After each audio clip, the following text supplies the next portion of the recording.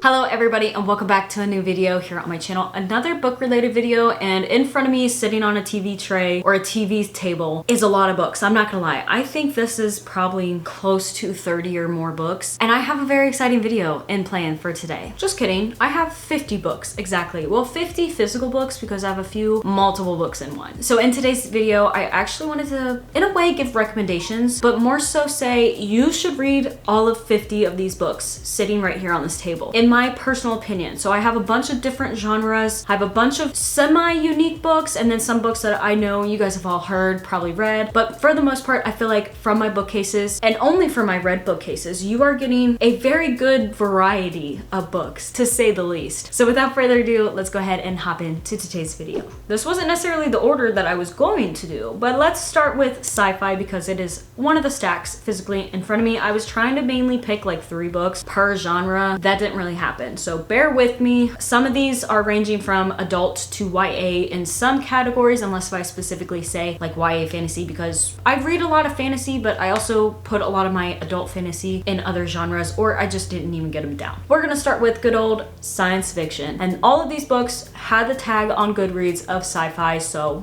this had the tag of sci-fi fantasy. Never seen those two combined together, but we do have The Hobbit, so I'm going to assume also The Lord of the Rings is a sci-fi. I haven't read The Lord of the Rings just yet, but I would highly recommend The Hobbit. It's a classic. There's a lot of talk in this book about singing, or there's a lot of criticisms about this book. I even said it myself about singing, and that is true. But if you can get through this, I have heard that the Lord of the Rings trilogy is so amazing, so I'm so excited to hop into that book. It's just over 1,000 pages for my collection because I have an all-in-one. But this book in particular was so fun. I actually really enjoyed it, and it is a classic, so of course I recommend it. I'm gonna also try and keep what I talk about or what I say for each book down so we're not having a 45+ minute video. Next, I have a whole quartet. It is The Giver. This is more of a YA sci-fi, but I absolutely love The Giver. At first, I only loved the first book and I didn't like the middle two, and I loved the last one of this quartet, but once I read that final book, the middle two, I loved so much more. I'm so glad we got those books. You learned so much throughout this series, and it's one that was definitely popular, especially when the movie first came out, but they never continued, as far as I know, rest of the series into movies. And also, I just feel like not many people have ever read the rest of the series. They might have read The Giver, but it's a lesser known sci-fi series, and it is just so good. I highly recommend it, and because you don't have to be an adult, you can be a kid or you can be an adult reading this, and it's like perfect for all ages, I feel like, as long as you can read like chapter books. Next, I just finished not too long ago Cormac McCarthy's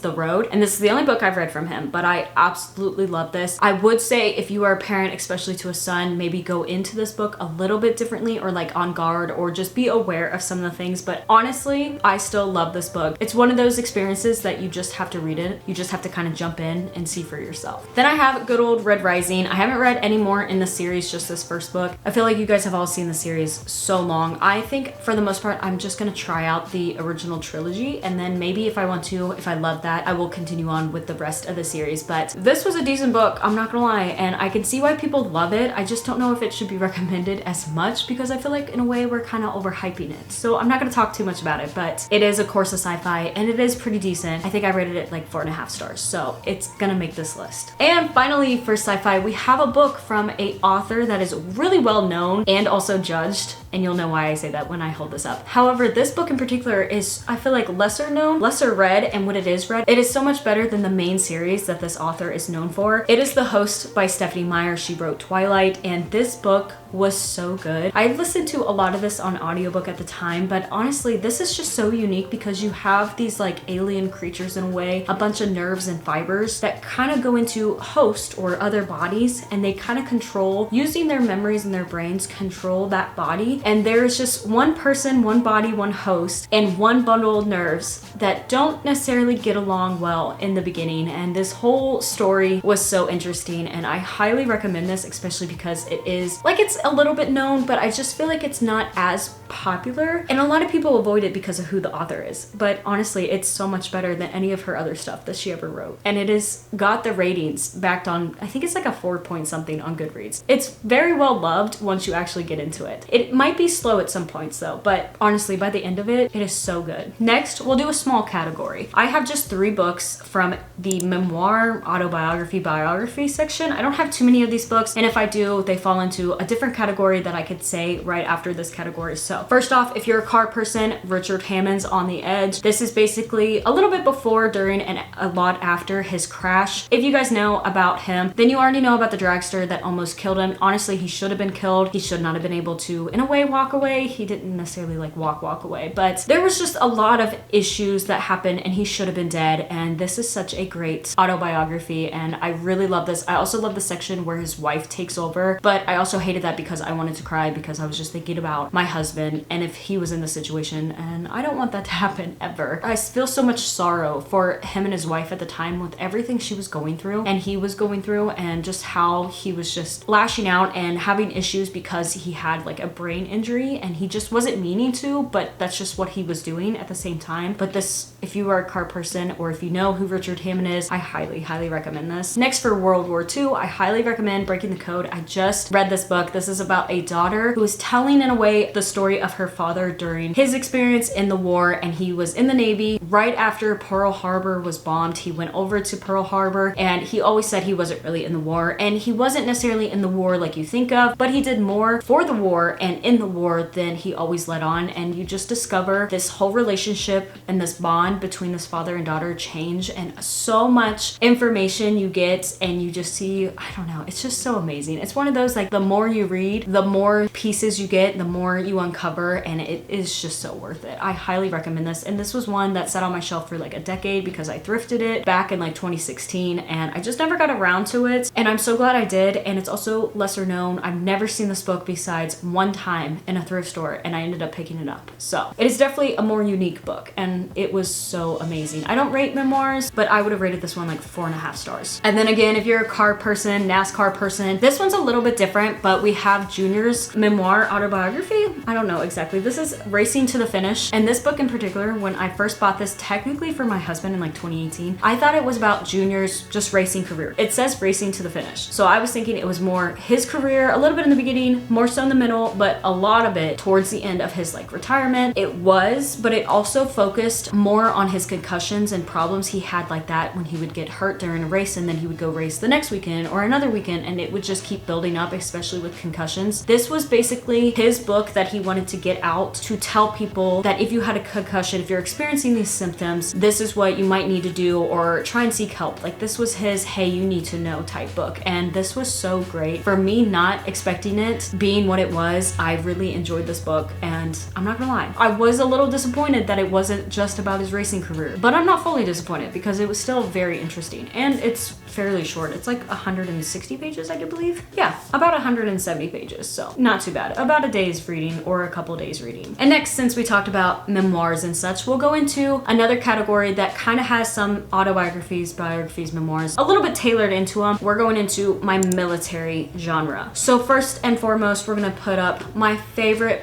military book that I own. It is called A Pink Mist by John A. Burkhall. This is his experience during the Vietnam War, some of the things that he flew, some friends that he lost, some events that he had to go through, and just also, I think it touched a little bit on when they came back to America. And there's photos in here. This book in particular was so great. You don't necessarily know as you're reading what a pink mist is, but as you finish the book, you kind of can learn more about what a pink mist means. And I feel like it just changed this book for me in that retrospect as well. It's not a known book at all, but for me, I feel like I've been trying to get it out there because when I read it, it was just an experience. At the time, I did rate these types of books, and I rated this 5 stars because of my time with it, how I felt, and just how invested I was. I still think it is so amazing. I don't know what it is about it. I want to do a reread so bad. Next, I think this was actually my first Read It or Unhaul It video. It's one of the first couple, and I picked up Indestructible at a thrift store for 25 cents, and I ended up pulling that prompt for one of them videos, and I love this book. This was a little bit different because you're following, I think technically it's this guy, and he has this family who actually gets kidnapped, but he has this plane, and he does things during, I was gonna say World War II. So this is another one of those, and I just thought it was so interesting. It is a thicker book in a way, like 500, yeah, I'd say 490 pages or so. It is a little thicker, and you still get like the photos and stuff that all, I feel like biographies and stuff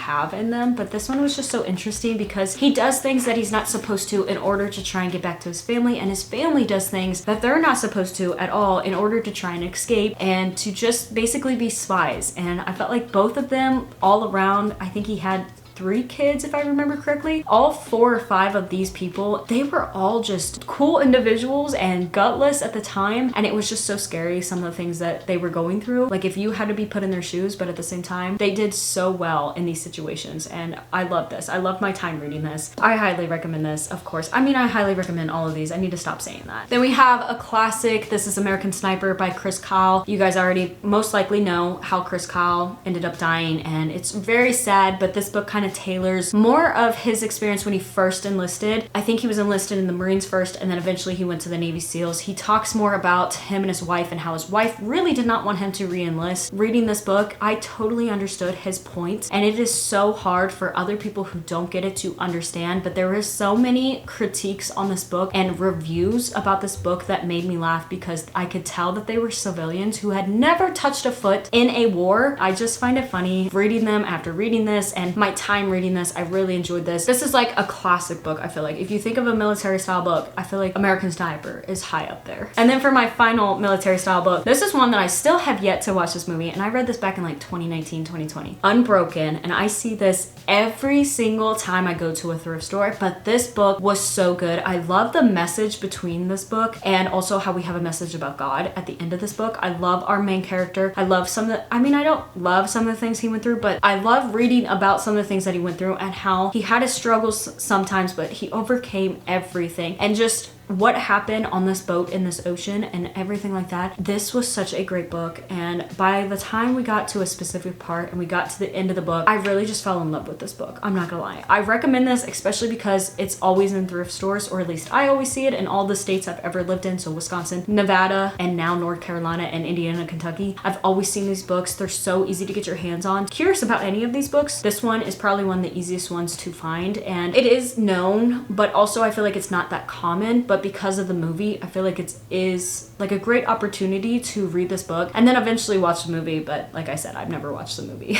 Next, we have a big section. I was trying to keep this one down a little bit more, but then I included it into basically 2 genres. So we have mystery and thrillers, and then I guess I could add also mystery, thrillers, and horror, because I only have like one book that's like horror. So pretty much we're gonna say like anything Stephen King to a point. His books though are very long, and sometimes I get the feeling that I don't want to read them, and I only want to read like 1 a year at the max. There are people who are diehard fans of Stephen King, but I will say I love his stories. He's very creative. Some of the things that he writes about, I'm so amazed at how he's made the visual for us as readers to actually see what he's portraying. And then he has so many movies, Christine or Pet Sematary. If you read some of these books, you can go watch the movie, and just to see how close or not close they are. The only one I would not recommend is reading the book Cell and then going and watch that movie, because that movie was terrible in my opinion. But otherwise, Christine is actually my favorite, but that's because that was always my favorite movie, and this is my favorite book from him. And I also have read Under the Dome and also The Stand, and I think I liked Under the Dome a little bit more than The Stand. Both of them are like 1,000 pages. This one, not very long. This one's like 400 pages. Yeah, 460 pages, but I highly recommend To Each Their Own with Stephen King because he is so popular. Some books that I feel like not everybody can handle, and also some books that are just like The Stand, so big that it is such a chore to try and tackle, but once you do tackle it, it's really nice. But something smaller like this, Pet Sematary, I feel like is definitely a great way to hop into Stephen King and read more of his books. Then we have a popular, once upon a time, popular in thrift stores, but not that popular in like recommendations that I really ever see. It is The Girl on the Train. I first read this because I thrifted this, I think when we were stationed in Las Vegas. I ended up actually really loving it. I thought it was going to be terrible because I always seen them in thrift stores, but then I hopped into it and I really enjoy this book for some reason. There is a movie, and I need to watch this movie because again, I have never seen this movie, but I feel like it's like a classic mystery of this person who's kind of on a train, and one day she sees something that happens to basically a person that she thinks is like her best friend, but they don't even know each other really. And that's all I'm gonna say, because I feel like the less you know, the better this book is. And then like Stephen King, we're gonna go almost anything from Frida McFadden. There are some books that maybe Frida McFadden missed on. I haven't read, I think I've read like 6 books from her. This is probably one of my favorite books from her. Her books are very bingeable, very fast paced, pretty short. Like I'm talking higher 200s to maybe low 400s, just depending on which book you actually get. For the most part, they're around 350 or so pages, and you can just fly through them. So they're really easy to pick up, and they're starting to become common in thrift stores. Not necessarily super common, but I've thrifted most of my books from her, and I really recommend trying out a couple books at least from her. Then this was one of my first,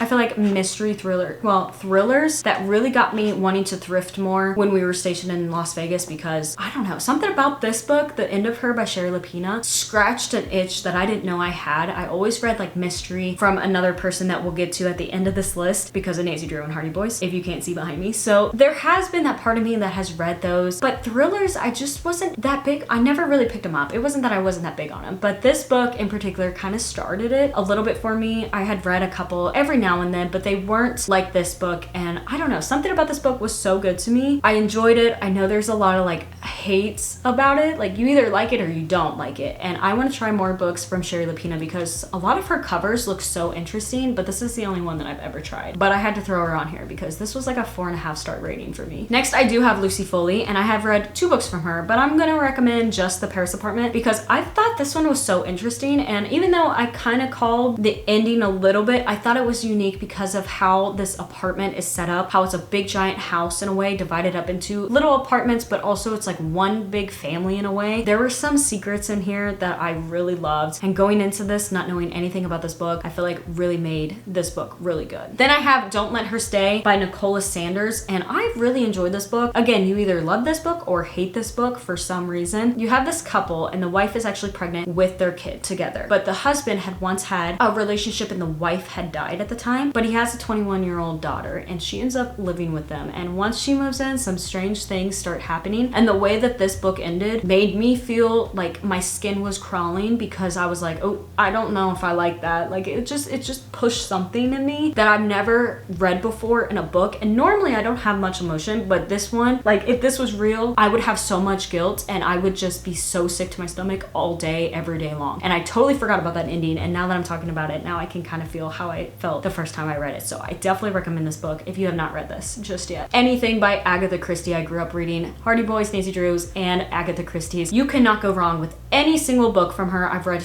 a lot of books, and there's a lot of books that I don't own that I have read that I totally forgot the name of, and now I'm trying to find those books, and it is so hard because she has so many books. But she's a classic. I have this style, so they're the older 60s-ish. I have the leather-bound Agatha Christie mystery set, so I have a couple of these, not too many, but these ones are nice. I love her character that she made. The Detective Poirot is so great. I also love, like I said, these 5-in-1s. I think this one is so beautiful. I have another one that's, you can't see, but it's just a white and red one. Anything Agatha Christie, anything. That's all I have to say. Just read a short book from her. I would maybe do some of the popular ones, like And Then There Were None, because they are popular for so many reasons, but they're so good, so bingeable, and so short. I guess let's start with this. This is mainly YA fantasy is the next genre. First off, we're gonna start with the series. Let me get these in the right order since they were sitting on my shelf. I'm gonna start with The Young Elites by Marie Lu. I've also read the Legend, Champion, and Prodigy trilogy. I did like that, but I didn't like it as much. This series, however, was like a 4.5.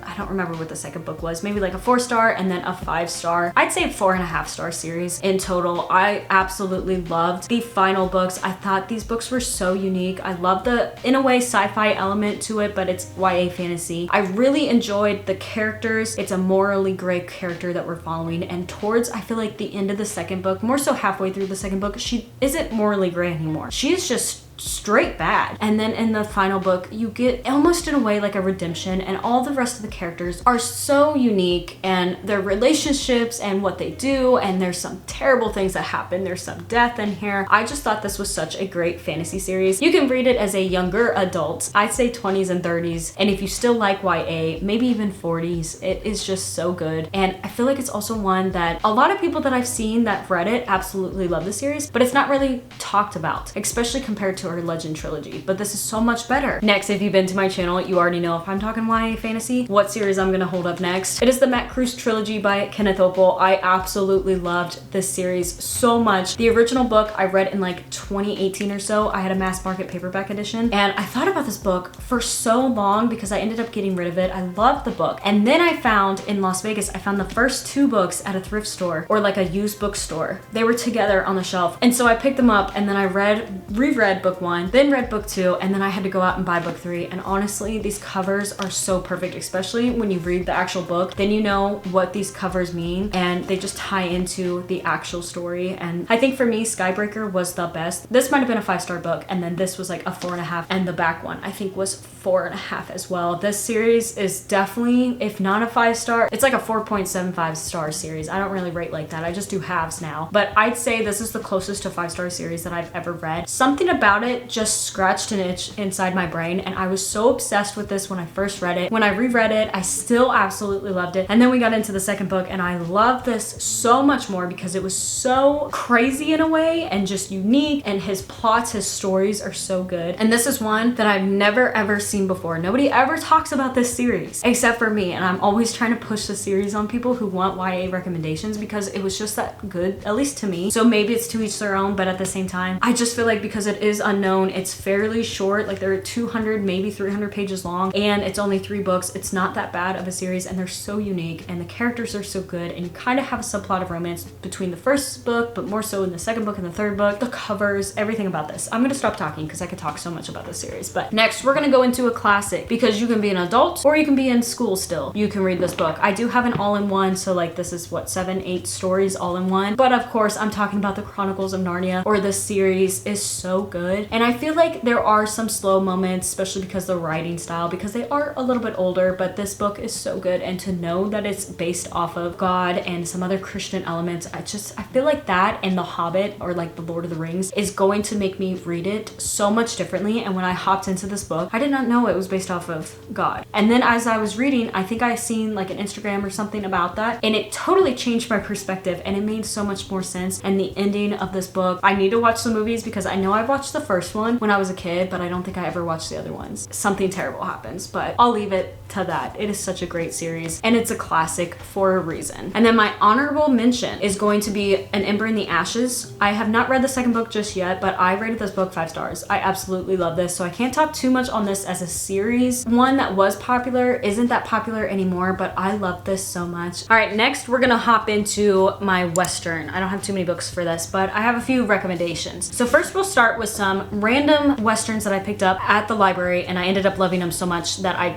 decided to buy them. First, I have The Hider, and this book was so unique in a way, and just I think it's a standalone if I remember correctly. And I love this. I thought this was so good because you're following this buffalo hunter, and there's this 18-year-old, I do believe. He actually had the land that this buffalo hunter stumbled across, and then he goes on this adventure with him, technically just looking for this long-last buffalo. I'm gonna leave it at that because there's a lot more in this book. Then we have a start to a series. I have no clue how long this is. I think it's maybe like 3 books long, but Nordic and Finn, this is book 1. And this little story about this guy who finds this dog, saves this dog in a way, and then he has an adventure. I love the characters in it. It isn't necessarily like Christian, so it isn't very clean in some respects. It's not that bad. It's very easy to skip, and also I just really love the characters and some of the events that happen in this book. Then I have an oldie that I'm more than positive you guys have never seen or heard of. I have a lot of older style books. Some of them are still behind me, others are on my shelf. This is The Treasure of Pleasant Valley. This is a 1955 copy, and I read this back in like 2019 or so when I was working on the ramp for FedEx, and this was so good at the time when it was snowing and I was reading this, and just having this guy who served or went into the war, the Spanish-American War, and he's in Texas, I do believe he might have been, at the time when he was talking to this girl that he loved, and just some of the things that happened. It's fairly short, like 200 pages, maybe 178, and it's a unique one, an older one, but it was just so good at the same time. And then we're gonna do an author because you can never go wrong with any Louis L'Amour book when we're talking Westerns. I absolutely love Louis L'Amour. I've read The Quick and the Dead, The Cherokee Trail, Silver Canyon. I do have Sackett, and I don't know, I think that's it. Because I don't think I've bought any more because I need to finish reading them. But I love Louis L'Amour so much, and I highly recommend his books. They're classics. Next, let's hop into some children's books. And when I mean children's, I mean I'm just talking just children's, not necessarily YA. But it is, I guess, YA too. First, we have The Familiars. I bought this at a Scholastic book fair when I was maybe in elementary, if not middle school. Read this book, absolutely love it. It's just nostalgic for me. So we're gonna kind of fly through this. This one hurts, but Beauty by Bill Wallace, I highly recommend for all of you kids, because I read this because I was a horse girl. I loved horses. I was around horses a lot. I rode them. And then I read this book, and what happens at the end of chapter 21 or 22, I used to remember exactly. This book broke me as a kid, and I absolutely love it, and now I recommend it to everybody so it can break every single child that you see in your life.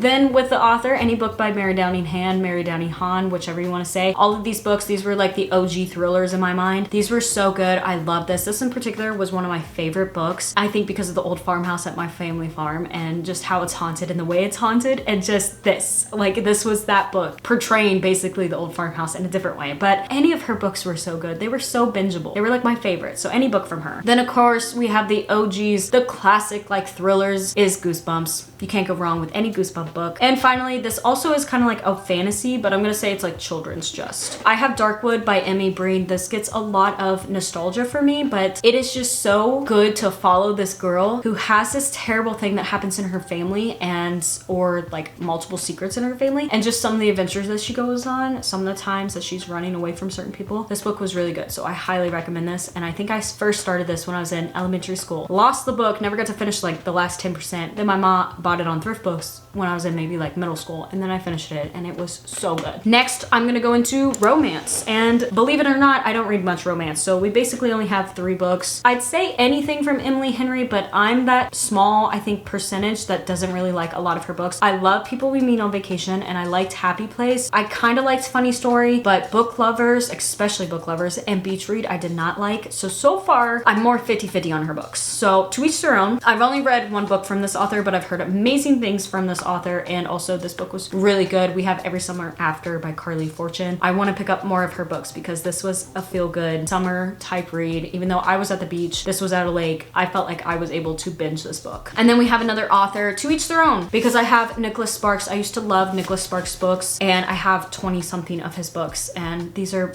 my all-time favorite for the most part. So I like them for their uniqueness and because it's classic in a way, because he is like a classic romance, but I don't read his books anymore. I've kind of grown away from him, but I still enjoy them and I still want them on my shelf, especially because I tackled them years ago and I have so many of them. Final 2 genres. The next genre is going to be Christian. We're just going to start with the actual Christian books. First, I have The Gold of Exodus. This is the true findings, true discovery of Mount Sinai. This book was so good in 2020 when I read it. It was so unique. I was binging it. It's almost like a nonfiction book, and I really love this. I recommend this, I feel like, to everybody. I had my mom read it. I was trying to get other people to read it because it's just so different, so unique, and also it has like science backing it up. Then we have The Shack. As a parent, I don't know if I could handle reading this book, but I think I might have been pregnant, or I just had our son at the time. So this book I definitely recommend because it teaches you so much, I feel like, about heaven and how God might open your eyes, I'm just gonna say, but at the same time it is so hard because of something that happens to a child. But there is also a movie, and I do love this book. I'm not gonna lie, it really taught me, it really opened my eyes. Then we have The Well by Mark Hall, and he is a singer from Casting Crowns. I absolutely love Casting Crowns. I've had a CD from them since I think I was in like middle school from my youth group teacher, and when she gave me that CD, it had like a coupon to go get this book, and I ended up getting this book. Finally read it as an adult. Loved it. There's so many great topics in this book, and you can follow along and read with your Bible. It's just like a classic Christian book. It's got like actual readings, and then you have passages that you can look up. Highly recommend those style books. But if you don't want those style books for Christian, you want more just like fiction, historical fiction, Christian elements, then of course we're gonna go into Colleen Cobble. I have so many books from this author. I have, honestly, it's like so many books on my shelf. I have so many books from this author. I absolutely love all of her books. They're Christian, like this one is historical fiction, or they're Western, or they're standalones, and they're mystery thrillers, and they also all have subplot of romance, and they're just so good. So you already know, if you've been to my channel, pick up a book from her because I'm gonna recommend all of them. And also, I just started this series by Judith Pella, Frontier Lady, but I absolutely love this book. It's like an interconnected standalone in a way, but it's a trilogy, and this is historical fiction with subplot of romance in a way, but Christian elements, and it was so good as well. Also, I want to read more from Judith Pella. And finally, since my camera's getting hot again, we have my final category, which is historical fiction, which ironically, some of my Christian books are also historical fiction, but this one was kind of hard. This is the first category, or the first genre that I tried picking out, and I was like, okay, just 3 books. And then I was like, what 3 books? I don't know which 3 books. First, I'm gonna start with Ashes in the Snow. This is also called Behind Shades of Grey, I think, was the original book, and then when they made the movie Ashes in Snow, they've retitled it to this. So basically, this is like during the war. I don't remember. It's following Russia and some other place. I highly recommend this because there's concentration camps and just what you learn and some of the things that happen. It's a little bit hard from time to time, but it is such a great great story. We watched the movie, and if you don't read the book, you don't know what all happens in the movie compared. But the movie was good if you read the book at least. Then we have The Legend of Story County, and I love this book. This was a 5-star read a couple years ago because you're talking to this slave, or this former slave, who actually escaped, and just the adventure he went on, the crazy things that he did in order to escape was just so interesting, and I loved this book so much. It was one of those that I thrifted. It was not known. I've never seen it before, but when I read it, it was a 5-star, and I had to recommend it to people. Then we have 2 books from an author that I couldn't decide which one I'd rather hold up more, but so far, any book I've read from him is like a 5-star read. I think both of these were 5-star. One was almost a 6-star. We have All the Light We Cannot See by Anthony Dewar, and also Cloud Cuckoo Land. This was a 6-star. This was like a 5-star. Love these. These are 2 completely different historical fictions, but they are so good. They are chunkier, like 500 or so pages, but honestly, his books are so worth the read. And finally, hopping back to the war, we have In Paris, we have Sarah's Key, and this book destroyed me. I cannot read this book. I had just had our son when I found this book, like not too many months after, and the thing that happens to the brother, I couldn't do it. I could not do it. And the ending of this book, I really loved everything about this book, except for, I will say, even though I rated it 5 stars, you get, after the story ends, you get the flashback, the present timeline with this Julia girl. I do not like anything about her. Everything else about this book, I absolutely loved it enough to rate it 5 stars, even though I hated her sections. And it's just the story, the message behind it. I really hope it was just fiction and wasn't based on potentially true story, but highly recommend this. And I feel like you can find this every now and then in the thrift store. And there's also a movie. I've never seen the movie, but it might break me if I see it. And that is all the books that I have that I think you should read, all within different genres. And I hope you guys enjoyed these recommendations. I hope you got some good books from this list, because this was a lot of books and a lot of different series. And I'm not gonna lie, it took me a while to film this. So thank you all so much for watching. I hope to see you in another video here on my channel. And as always, God bless.